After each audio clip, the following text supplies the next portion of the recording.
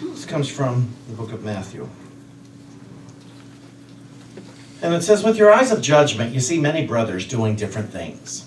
You judge the things they do as good things or bad things. Based on the judgments you have given to what they do, you judge your brothers as good or bad.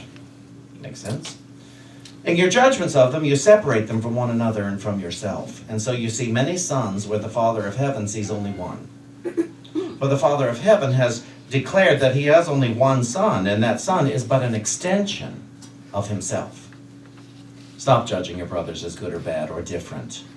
Ask God within your heart to show himself to you. He will answer you by showing you that your brother's heart is the same as yours.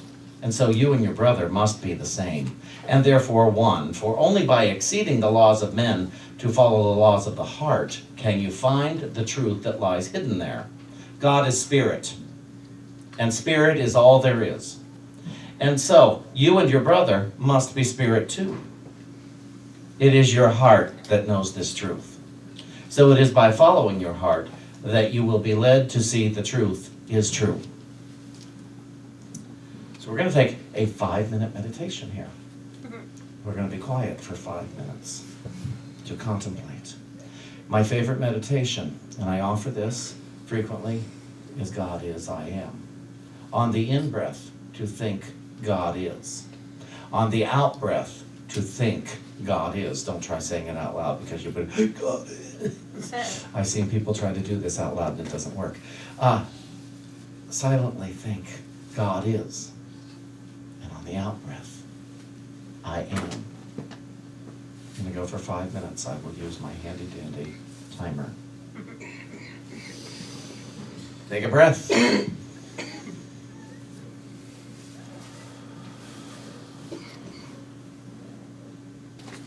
What we're going to do is take 5 minutes, just 5 minutes. We're going to write one page of whatever. It can be one page of, I'm at church and Shawn's making me write this stuff here and I don't want to write and I'm bored and I don't like this part of it and I'm really uncomfortable. You need to get all that out. Or it can be, I've had a really great Christmas so far and I'm really looking forward to the new year. It can be whatever you want to write on one page. Because what I'm suggesting, for those of you who have done this before, you know to continue 1 page a day. For those of you who are starting, 1 page a day is sufficient. You can do more if you want, but 1 page a day, as early as possible in the day, to have a 5-minute meditation, and then to write for 1 page. And it clears you up and makes you available for all the God stuff in the whole rest of the day. And I assume you'd like to be available for all the God stuff in the rest of the day. The other 23 hours and 50 minutes. I assume you'd like greater understanding. You would like greater wisdom, greater truth, greater love. And it's this kind of practice that is virtually effortless and can seem like, oh dear Lord, I can't do this today. Those are the days to do it, especially. And the other days to do it are the days you want to. Those are the two best times, when you want to and when you don't want to. It's the best time to come to church, when you want to and when you don't want to. Best time to go to a 12-step meeting if that is your proclivity, when you want to and when you don't want to. Best time to pray is when you want to and when you don't want to. So let's take our 5 minutes and go. So you see how much you can write in 5 minutes. And it's surprising what can come out in those 5 minutes. But is your spiritual life worth 10 minutes a day? Is your spiritual life worth 10 minutes a day? A 10-minute investment? Yes, we all say yes. And what I thought would be nice, and some of you already invest much more than that, but some of you don't. Some of you are going to do it tomorrow. You know, you're waiting till tomorrow to start. And then you wake up tomorrow and tired. Oh, I've got to get to work. I'm busy. I'm hungover, whatever. Whatever it may be. Oh, I'll do it later on tonight. But there's a good show on TV tonight. And then I'm tired. 10 minutes a day is what I'm suggesting. 5 minutes of breathing and focused on a God thought. I like God as I am. and then 5 minutes of just writing this stuff down. And the book of Isaiah, from Isaiah 26:20 is where this quote actually comes. And Isaiah, what he's doing is giving us practical advice as to what to do when things in the outer arouse our anger or resentment. Come, my people, enter thou into thy chambers, and shut thy doors about thee. Hide thyself for a little moment until the indignation be overpast. Don't wait for the resentment to start before you have to hurry up and write. Start your day. Start your day with a 10-minute investment in spirit, in your spiritual self. It's not something you're giving to God. It's something you're giving to yourself so that you are available to remember God. You are available to the memory of God. You are available to know yourself as you truly are. We don't come here on Sundays just to get a bolt, to try to manage our misery through the week. That's not the function of a unity center. That's not the function of this unity center. It's not the function of my talks. The function of my talks is to give us an opportunity to manifest a magnificent life all the time. Even with stuff that's coming up. Even with old childhood stuff that's coming up. Old thoughts, old resentments, old whatever. To realize, oh, there's a new way I could see this. There is a new way that I could view myself, my past, my life, and everyone in my life. And it's very practical, and it can be applied all the time. Even though there are moments you just want to go, but no, not that, but then they get away with it. That means they're going to get away with it. Well, fine, let them get away with it. You may have to chew the inside of your mouth out a little bit to keep from having your say, to keep from having to tell. The talk today is called What Will God Mean in 2013? Well, you decide. I'm not deciding for you. I'll decide for me. But what will God mean in 2013? Well, in the book Lessons in Truth, which is Unity's foundation textbook, it says, Emily Cady writes that God is omnipresence. Is presence itself. Doesn't say God is present. It says God is omnipresence, presence itself. God is omniscience. Doesn't say God is wise or smart. God is knowledge itself. And it says God is omnipotence. Power itself. Doesn't say that God is powerful. Is power. Now, if I am the beloved child of God, that means I am what God is, and I have all the qualities. And so power itself manifests itself as powerful in me. Wisdom itself, knowledge itself, manifests itself as wisdom through me. And omnipresence, omniscience. And presence itself manifests itself by me being present. See, there are so many ways to view God differently than we ever have before. No matter how magnificently we have viewed God up to this moment, we can take it a step further so that we are aware of it all the time and excited by it all the time and confident that with the most heinous thought I could be having, I could take a different thought. I could take a different notion. I could see this differently. I could. But, as I've said before, it will cost me my lack. It will be a huge sacrifice of a terrible childhood, a terrible history. I will have to give that up. But I think it's worth it. Give yourself that 10 minutes early in the day. And that's how you will make your choices throughout the day of whether or not it's worth it.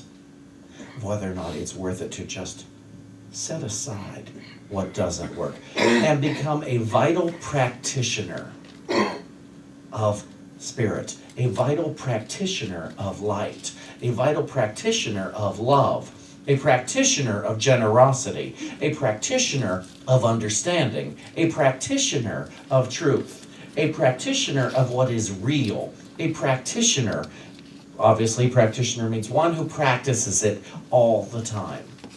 A practitioner. Science of mind, that's what they call their licensed we have licensed unity teachers. They educate individuals to become practitioners. And I picked up this off my bookcase, and it's Ernest Holmes' New Thought Dictionary, and I looked up God. And I was impressed with all the different aspects of God in this dictionary. You know, God, there's God, deity, the supreme being, the absolute, eternal, infinite spirit, reality or truth in its absolute sense. You'll notice there it doesn't say person. It doesn't say personality. It doesn't say judger. It doesn't say one who is mad at you. One you are disappointing. Love this. God and man, difference is in degree and not in essence. Since there is but one life, the life of man is God, in man as man. The difference is not in the nature of this reality, but in the amount of it which flows through consciousness. God and the manifestation of God as person must be one. If reality were separate from us, then we could never recognize anything. But because reality is within us, now you've taken that one in. Reality is within me. Just know that for yourself. But because reality is within us, we recognize other things which are also in reality. God appears through idea. See, that's the thing. That's how we know God is infinite. We have an infinite amount of ideas. There's no reason ever again to affirm, I don't know. You know, or I can't, really what we're saying is I can't know when we start to say that. There's one thing to say, I'm not aware of it at present. You know, it hasn't come into my thought mind yet that I'm aware of. But to know that you do know. How can you know that you do know? Because God is knowledge. That's how you can know it's within you to know.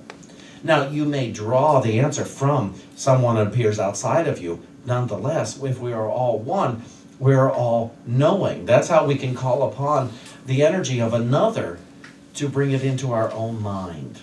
At my nephew's funeral, my nephew was just a genius at math and what have you. He was also a golf expert.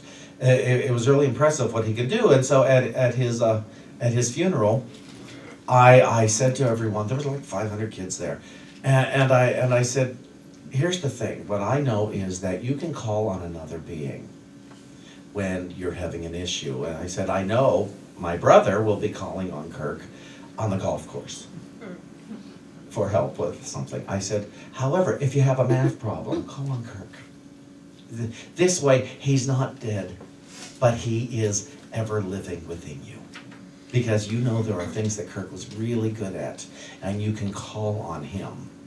After my mother died, I went to Atlantic City, and I thought, well, Mother loved to gamble. So all day long I called on Mother, and at the end of the day I realized Mother never won. She just liked to play. I need to call on somebody who wins a lot if you want to do that game. But as we are all one, and the spirit of truth flows through everyone and everything, if my muscle isn't particularly exercised, then I call on the mind of one whose is. My friend Joy taught me this in regards to her sister who's great at parallel parking. And I was so afraid of parallel parking, and I called on Laurel, and Laurel was very much alive. I pulled right into that parking space. That's how we work together, and that way we have no enemies. Think of special qualities within the people you don't like, so that you can connect yourself to them. Be ye as a little child to do this so that total forgiveness can take place. And what is forgiveness except really the realization of oneness? And in the realization of oneness, nothing wrong happened. Many things that I don't like happened. As I like to say, I don't know much about life, but I know what I like. And I know what scares me, but that's all based on thoughts. And so, what will God mean in 2013 for each of us as individuals and as a collective consciousness? What will God mean? It's 2 days away from 2013, but we can start today. You know, if anybody had thought they would start journaling in 2013, well, you started in 2012. You started today. Anybody who said, oh, I'm going to start meditating in 2013, you started in 2012. And you started with a group of like-minded individuals. You weren't alone. Nobody was alone in this room while you did this. You did it with peers. And so when tomorrow morning, when you get up and you say, yeah, but I'm all alone now, you just imagine yourself, oh no, I'm still doing this with my fellow truth students, with my unity friends and family. There are millions of people around the world meditating when you meditate, I guarantee you. There are millions of people who are journaling. There are millions of people who are having a God idea at the same time you are. We're not alone. That's how we embrace God in 2013, what God means in 2013. God as a living presence, God as life, God as love, God as self-active spirit.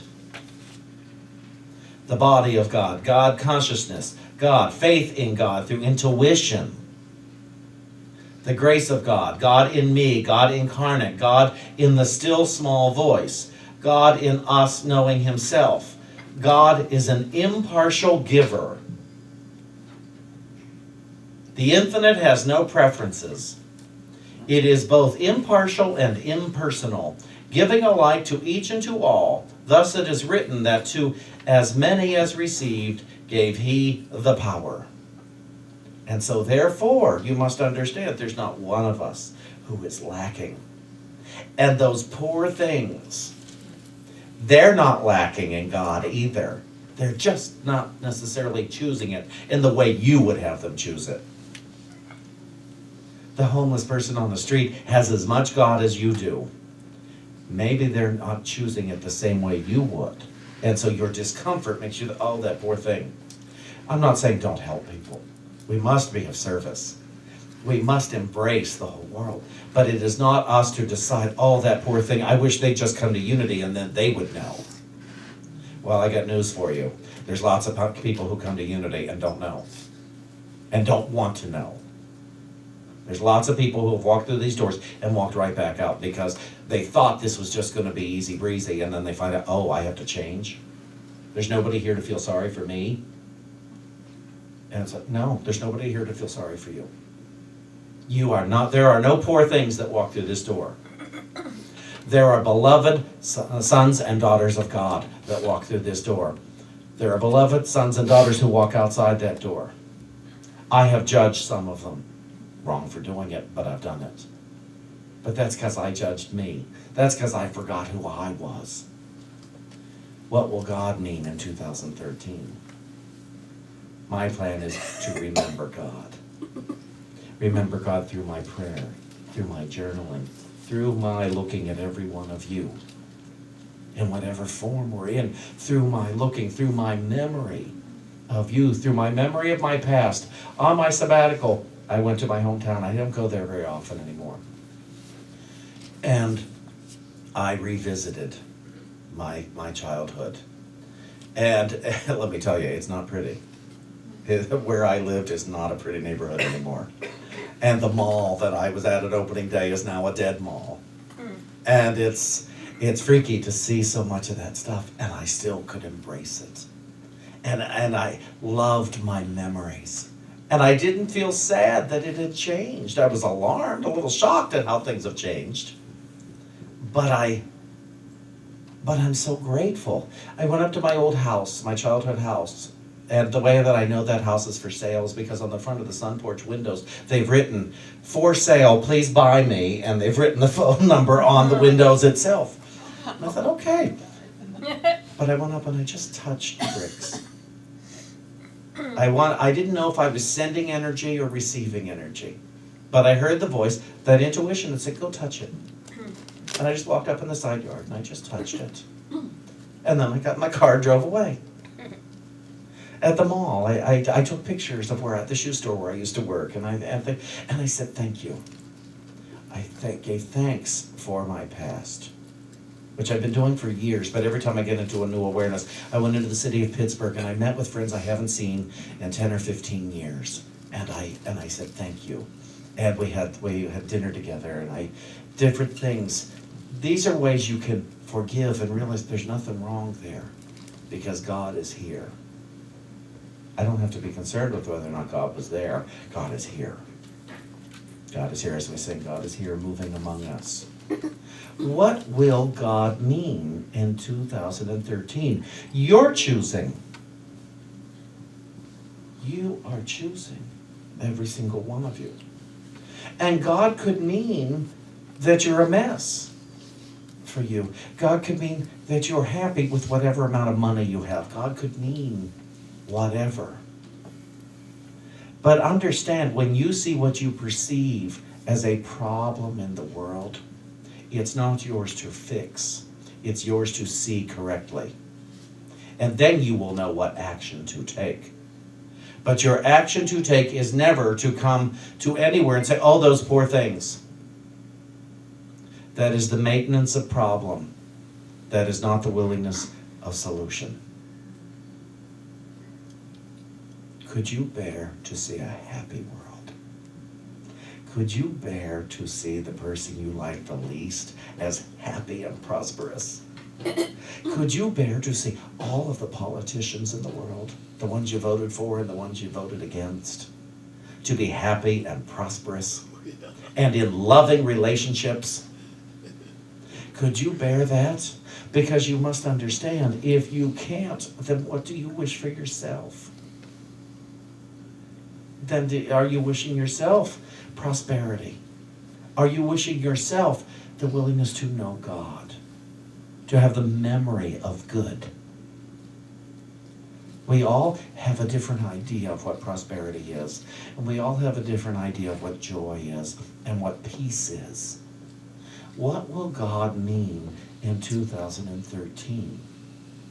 And are you willing to invest 10 minutes a day to say, yes, I want to know God in 2013 in the biggest way possible, in the most loving way possible, in the most joyous way possible, in the most peaceful way possible? I want to know G-O-D in every cell, every tissue, every fiber of my being, no matter what it costs. No matter what the sacrifice is. I have given up some pretty wonderful friends to know God. I've given up alcohol and cigarettes. On certain days, I've given up complaining and criticism. On those days that I really want to know God. And on those days I want to forget God, I'll take back my complaining and my criticism. And then I have to pick it up. Remember, the first time's a gift. After that, you have to work for it. And so, I invite you to decide what God will mean in 2013. Thank you so much.